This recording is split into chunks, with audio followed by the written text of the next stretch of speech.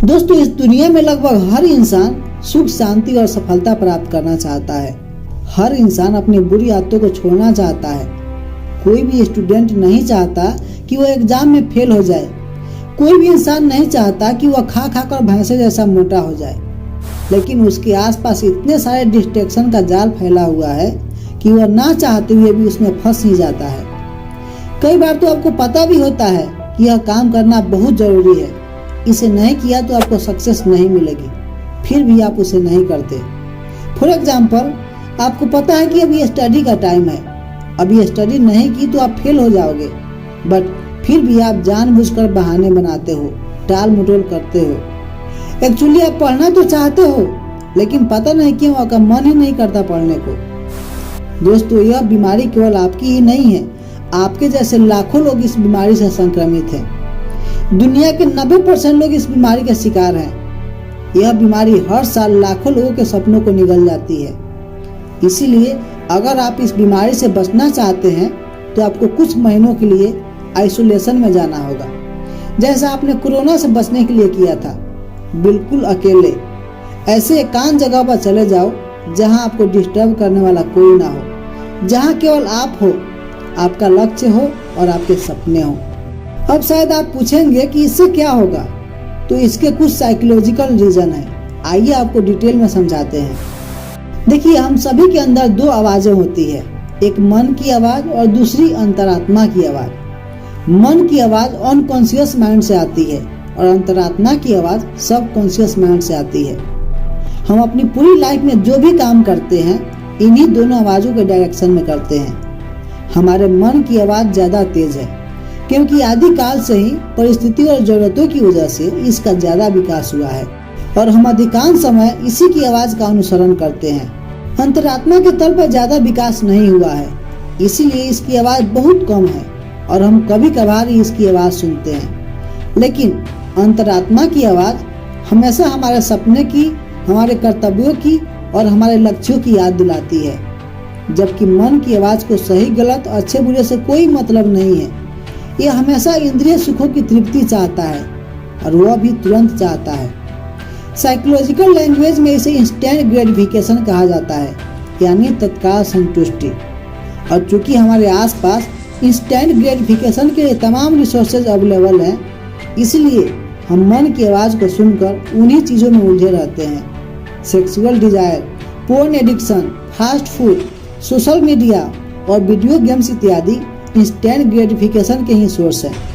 ये चीजें हमारी बॉडी के अंदर डोपामाइन और ऑक्सीटोसिन जैसे हैप्पी हार्मोन्स रिलीज करती है, जिससे हमारे मन को प्लेजर मिलता है। इसीलिए हमारा मन बार बार उन्हीं चीजों को करने के लिए कहता है। हालांकि इस दौरान हमारे अंतरात्मा की आवाज बार बार हमें चेतावनी देती रहती है, लेकिन मन की आवाज के आगे हम अंतरात्मा की आवाज को नजरअंदाज कर देते हैं। लेकिन जब हम एकांत में जाते हैं तो पहली बार हमारा परिचय खुद से होता है। पहली बार हमें पता चलता है कि हम क्या सही कर रहे हैं और क्या गलत कर रहे हैं। एकांत में हमारे आसपास डिस्ट्रैक्ट करने वाली चीजें भी नहीं होती, इसीलिए हमारा मन शांत होता है। ऐसे में हमारे अंतरात्मा की आवाज हमें क्लियर सुनाई देती है और हमें रियलाइज होता है कि हम क्या गलत कर रहे हैं और क्या सही कर रहे हैं। एकांत में हम चाह कर भी अपनी अंतरात्मा की आवाज को नजरअंदाज नहीं कर सकते। जब अंतरात्मा की आवाज हमें बार बार धिक्कारती है तो हमें उसकी बात माननी ही पड़ती है और हमारे भीतर अपने आप परिवर्तन होने लगता है।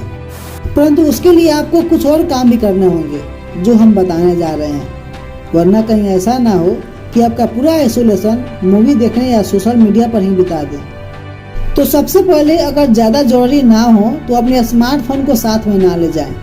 लेकिन यदि उसे ले जाना जरूरी ही हो तो अपने काम के कुछ ऐप्स को छोड़कर बाकी सारे सोशल मीडिया ऐप्स को डिलीट कर दें। इसके बाद कॉल सेटिंग में जाकर इनकमिंग कॉल बंद कर दें, या अगर ऐसा करना पॉसिबल ना हो तो डू नॉट डिस्टर्ब का सर्विस ऑन कर दें, ताकि आपको कोई भी डिस्टर्ब ना कर सके। आप अपने साथ में कुछ सेल्फ हेल्प वाली बुक्स जरूर ले जाएं, अथवा अगर आप चाहें तो बुक्स पढ़ने के लिए गूगल प्ले बुक्स अथवा अमेजन किंडल ऐप भी डाउनलोड कर सकते हैं। एकांतवास के शुरुआती दिनों में आप ज्यादा कुछ ना करें, बस अपने मन से खुद को अलग कर लें। यूँ समझ लें कि आपका मन एक अलग व्यक्ति है और आप उसकी जासूसी कर रहे हैं। इस तरह 2-4 दिनों तक केवल अपने शारीरिक गतिविधियों और मन में उठते विचारों पर ध्यान दें। आप कब क्या सोचते हैं, कब क्या करते हैं, सारी चीज़ों को एक डायरी में नोट करते जाएं। फिर जब आपको लगे कि आपका मन फोकस्ड होने लगा है, तो अगले चरण में खुद से 3 सवाल पूछें। आप कौन हैं, आपके लाइफ का पर्पस क्या है और आपको उसे पाने के लिए क्या करना होगा। जब आपको उसका जवाब मिल जाए तो अपने दिमाग से ये पूछे कि आप उसे कैसे पूरा कर सकते हैं। अपने लक्ष्य को पाने के लिए आपको कौन कौन से स्टेप लेने पड़ेंगे। फिर आपका दिमाग जो भी सजेशन दे उसे पूरे टाइम टेबल के साथ सब कुछ एक डायरी में नोट कर लें। जैसे सुबह कितने बजे उठना है, कितनी देर योगा या एक्सरसाइज करना है और कितनी देर बुक्स पढ़ना है। फिर उसी के अनुसार अपना पूरा टाइम स्पेंड करें। ध्यान रखें, प्रतिदिन एक्सरसाइज अथवा योगा जरूर करें और बुक्स भी जरूर पढ़ें। और सबसे इम्पोर्टेंट बात, सुबह शाम दोनों समय कुछ देर मेडिटेशन जरूर करें। मेडिटेशन करने से आपके अंदर डीप अवेयरनेस डेवलप होगी और इसे करने से आपका फोकस भी बढ़ेगा। मेडिटेशन कैसे करना है, इस टॉपिक पर मेरा एक वीडियो भी है। इस वीडियो के अंत में आप एंड स्क्रीन पर देख सकते हैं। तो दोस्तों, अगर आप चाहते हैं कि इस साल आपके सभी लक्ष्य, सभी सपने पूरे हों, तो आपको आइसोलेशन में जाना ही होगा। हमें नहीं कहते कि आप किसी जंगल या पहाड़ पर चले जाइए। हालांकि ये तरीका भी बेस्ट है, लेकिन शायद आपके लिए ऐसा करना संभव ना हो। इसीलिए आप अपने आसपास के किसी शहर में भी अपना ठिकाना बना सकते हैं। तो बस उम्मीद यही करते हैं कि साल 2023 आपके लिए सबसे बेस्ट साल साबित हो। Wish you all the best and happy new year. Thanks for watching.